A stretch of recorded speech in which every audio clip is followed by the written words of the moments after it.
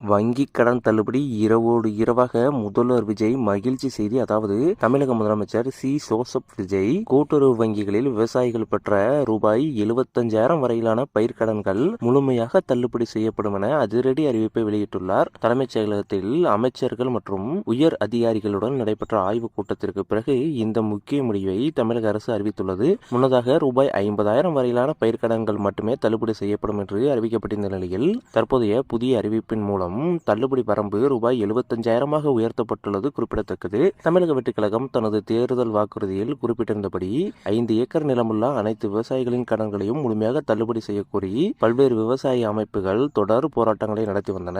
இத்தகைய அரசியல் மற்றும் சமூக சூழ்நிலைகளுக்கு மத்தியில் மாநில அரசின் இந்த தள்ளுபடி உயர்வு அறிவிப்பு வெளியாகியுள்ளது. இந்த திட்டத்தின் மூலம் ஒட்டுமொத்தமாக தமிழகம் முழுவதும் உள்ள சுமார் 14.43 லட்சம் விவசாயிகள் நேரடியாக பயனடைவார்கள் என்றும் இதனால் அரசுக்கு கூடுதலாக 5,932 கோடி நிதிச்சுமை ஏற்படும் என்றும் அதிகாரப்பூர்வமாக தெரிவிக்கப்பட்டுள்ளது.